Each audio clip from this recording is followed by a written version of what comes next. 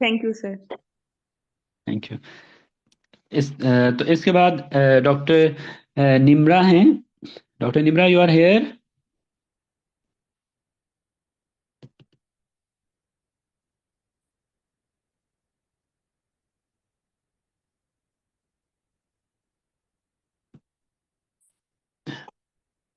या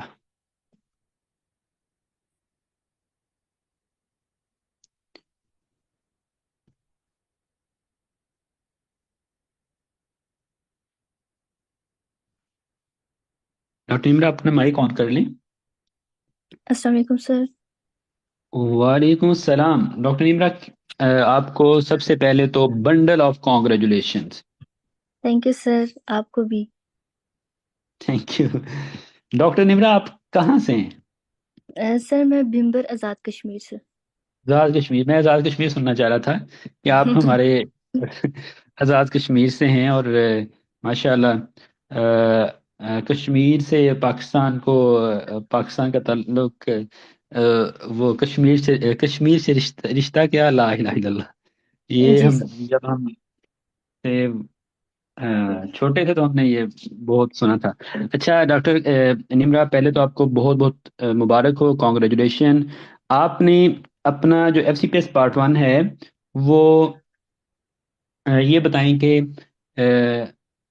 किस में पास किया? सर मेडिसिन एंड अलाइड में। मेडिसिन एंड अलाइड में। और आप की ये कौन सी अटेम्प्ट थी? Sir first attempt. माशाल्लाह, आपने भी फर्स्ट अटेम्प्ट में किया, फिर तो जबरदस्त आ गई आप। फिर तो जी आपको सर। एक दफा फिर कॉन्ग्रेचुलेशन। Thank you sir. तो आप कहाँ से ग्रेजुएटेड हैं? सर मैं Poonch medical college Rawalakot AJK से। Poonch medical college, लावलाकोट।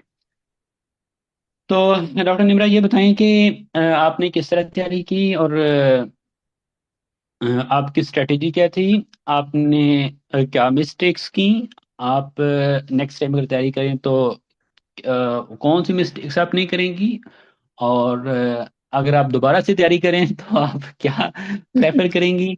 और नहीं, वो तो नहीं करेंगी, जी डेफिनेटली वो सर। नहीं करेंगी। लेकिन अगर आप कहें कि मैं दोबारा से, जब हम इधर USA मिलने में मैंने किया, तो इधर हमारा इंटरव्यू होता है ना, आजकल हमारे इंटरव्यूज हैं, तो वो कहते हैं कि अच्छा, अगर आप दोबारा चले जाएं, दोबारा मेडिकल कॉलेज में चले जाएं, तो उधर आप क्या चेंज करेंगे? सिस्टम को क्या, किस तरह चेंज करेंगे? तो मेरा क्वेश्चन ये है कि अगर आप दोबारा तैयारी करना चाहें, तो आप कौन से सोर्सेज यूज करेंगे? क्या आपकी स्ट्रेटेजी होगी? क्या आप देखिए कि आपने पहले यह मिस्टेक्स की थी, और क्या सोर्सेज आपने यूज किए थे, वो आपने बताने कि क्या सोर्सेज थे, और about first aid medicine platform lectures आपको कितने हेल्पफुल रहे? Sir first of all congratulation doctor Iram and बाकी जो हैं जिन्होंने FCPS पास किया। सर मैंने तो सबसे पहले फेम के लेक्चर्स लिए थे फर्स्ट एड, इसी प्लेटफॉर्म से फर्स्ट एड के लेक्चर्स लिए हम्म। थे। और हम्म। फर्स्ट एड के लेक्चर्स के साथ ही मैंने फर्स्ट एड रीड की थी। और फिर ओके। एक सिस्टम फर्स्ट एड से कंप्लीट किया, फिर मैंने वही सिस्टम मैंने रफ़ी से रीड किया था। ओके।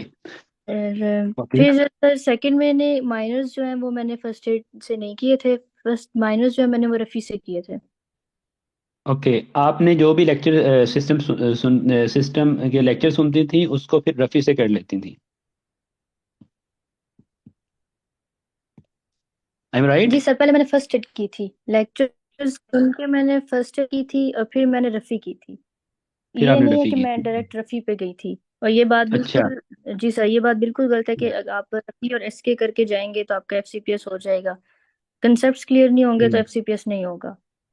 ये बहुत इंपॉर्टेंट बात है, जो और कि कंसेप्ट सर मिसगाइड आपके मिसगाइड किया जाता है बच्चों को, कि जी, सर बहुत मिसकंसेप्ट होता है। ये आप वो ग्रुप में चले जाए ना, तो हर एक पर्सन अपनी राय दे रहा होता है, जी सिर्फ SK कर लो, और सिर्फ रफ़ी कर लो, और आप पास हो जाएंगे। तो इनको इस बारे में, आपने तो एग्जाम दिया है, आप इस बारे में बता दें कि किस तरह का एग्जाम था, जी सर। क्या क्या न्यू पूल था, कितने परसेंट? हाँ, रिपीट होता है, लेकिन वो सारा रिपीट नहीं होता। और सर सारा रिपीट नहीं होता, जो रिपीट होगा भी तो उसके जो MCQs लाइंस है ना वो थोड़ी घुमा के आती हैं। चेंज हुआ होता है, सारा पैटर्न ही हम्म। चेंज होता है। अगर सर मेरे पेपर की बात की जाए तो पेपर 1 में 40% रिपीट था और पेपर 2 में हार्डली 10%। पेपर वन में कितने परसेंट बीट था? सर 40% रिपीट कह लें, 40% 40%। रिपीट था। और पेपर टू में? सर पेपर टू में हार्डली 10 to 15%। इट कुछ मीन्स कि एमसीक्यू से जो ये, अब हाँ, पास से आए हुए थे। या बहुत से लोग इस तरह फेल हुए हैं। वो जो हमारे पास आए तो उन्होंने बताया कि हमने SK और रफ़ी और AA की हुई थी, लेकिन पेपर रिपीट नहीं हुआ। तो और ये भी कोई पता नहीं होता कि पेपर वन ज़्यादा रिपीट हो जाए या पेपर टू रिपीट हो जाए ज़्यादा, क्योंकि डॉक्टर इरम का जो पेपर वन है वो ज़्यादा रिपीट हुआ था। पेपर वन रिपीट नहीं हुआ था, जबकि आपका पेपर जी वन सर। ज़्यादा रिपीट हुआ है। और उनका पेपर टू जो जी है वो ज़्यादा रिपीट हुआ था। तो इट जी सर, मीन्स जी ये था। कोई नहीं पता कि आपका कौन सा पेपर कितना रिपीट होना है। जी सर। ठीक है। और आप अगर सिर्फ इन बुक्स पे रहते हैं, सिर्फ MCQ बुक्स पे रहते हैं, तो ये आपके लिए चीज़ें मुश्किल हो जाती हैं। अगर क्योंकि उधर ये बहुत अच्छी बात बताई आपको डॉक्टर निमरा ने कि उधर MCQ अगर रिपीट MCQ भी आता है तो उसकी स्टेम चेंज आपको नजर आती है। जी सर। एक तो न्यू पूल होता है, एक अगर जो रिपीटेड होता है वो भी इस तरह होता है। तो अगर आपका कंसेप्ट बिल्ड हो, सिर्फ रट्टा नहीं कि आप रट्टा लाइनें लगाई हुई हैं, रफी जी SK की लाइन का रट्टा लगा जाए तो वो उसी तरह MCQ आ जाएगा। अगर आपका कंसेप्ट बिल्ड है तो आप उसको अंडरस्टैंड करके उसका आंसर लगा देंगे। और बाज़ औक़ात जो हमें MCQ पहुंचते हैं वो उस तरह नहीं होते जो उधर होते हैं। उसकी स्टेम हम तक आधी पहुंची होती है और हम उस आधी स्टेम को लेके गए होते हैं। तो पहले कंसेप्ट बिल्ड करना ये बहुत इंपॉर्टेंट मैसेज है डॉक्टर निम्रा की तरफ से आपको। जी सर, और फर्स्ट एड अगर नहीं की हुई तो उसके बगैर अगर आप सिर्फ रफी करेंगे और एसके करेंगे, उस तरह के एमसीक्यू माइंड में रिटेन रहते ही नहीं है, रट्टा तो लगता ही नहीं है। और फर्स्ट एड के लेक्चर्स, और फर्स्ट एड जो है वो विदाउट लेक्चर्स नहीं होती।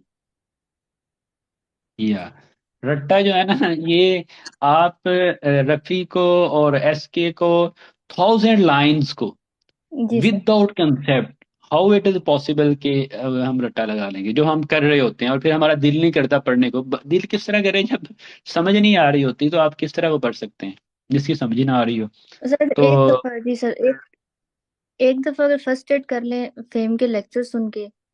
सर मैंने तो जो आपके लेक्चर सुने हैं, मैं फिर से बोलूंगी कि मैंने ऐसे लेक्चर्स नहीं कहीं से कहीं पे भी सुने।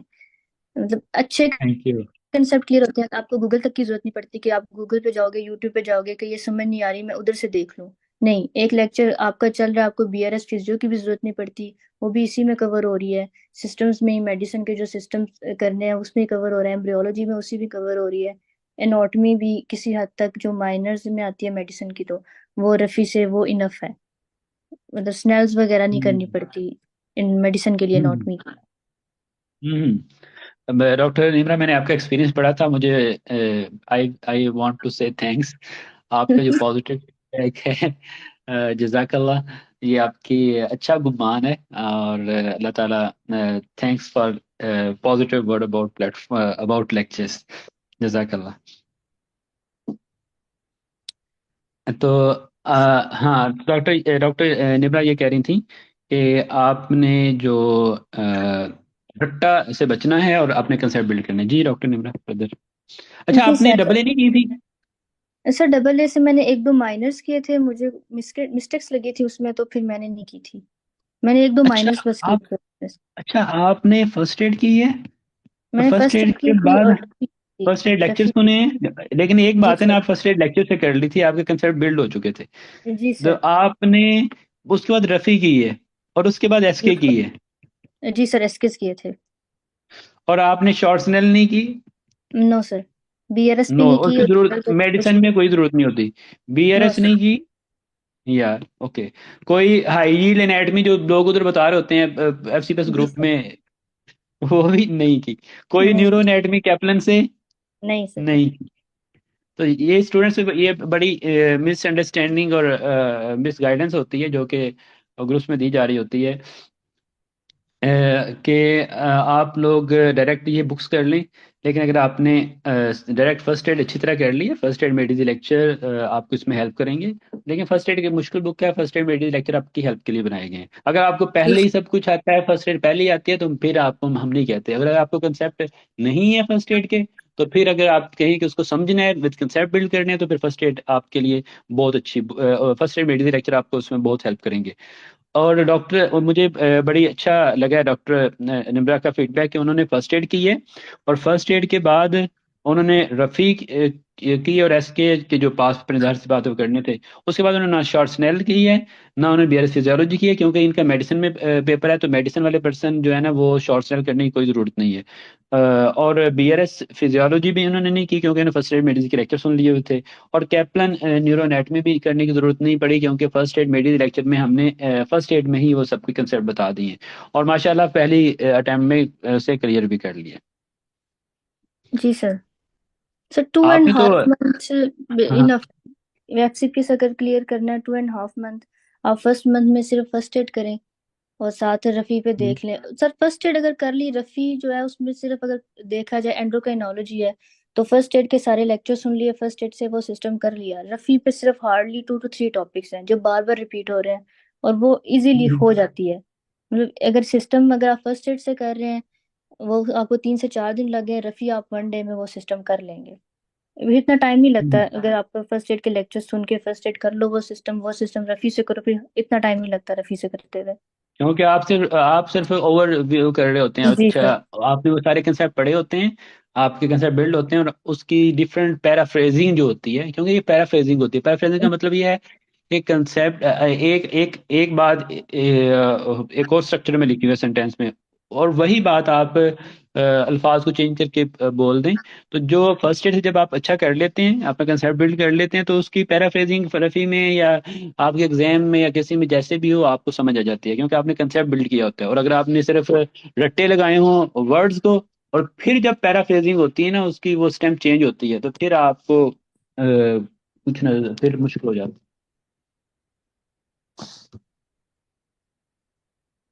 सर है। जी यही कि मंथ में 20 to 25 डेज में सिर्फ रफी और एसके करना है, रफी का सिस्टम, और वो रिवीजन जरूरी है। मतलब हाँ, मैक्सिमम रफी जो है वो 3 से 4 दफा अगर रफी हुई हो तो इजी रहता है। और एमसीक्यूज भी SK 1 to 17 मेडिसिन के लिए, और लास्ट 2 SK जो है वो पूरे करने होते हैं, क्योंकि हमारी मेडिसिन में भी पेपर 2 में गायनी के 4 से 5 MCQs आए हुए थे। मुझे दोबारा बताइएगा ये जो आपने एंड पे बोला है। मैं कह रही थी कि अगर एसके जो लास्ट 2 SK हैं वो जरूरी है करना पूरे, मतलब उसमें ठीक है, गायनी एस का के एटीन MCQ एस के और एटीन की बात कर रही हैं, और SK 19 की बात कर रही हैं आप। ये 18 और लेटेस्ट पास 19 पेपर है तो, जी। जी जी लास्ट 2 SK।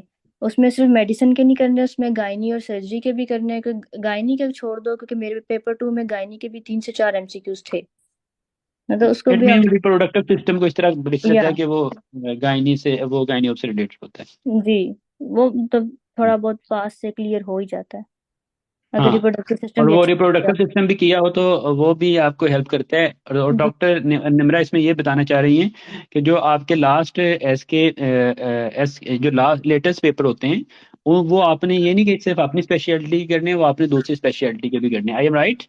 जी सर। तो doctor Nimra, anything you would like to tell me more? No sir. Thank you. And पे आपने ये बताई थी बहुत अच्छी बात, वो थी रिवीजन।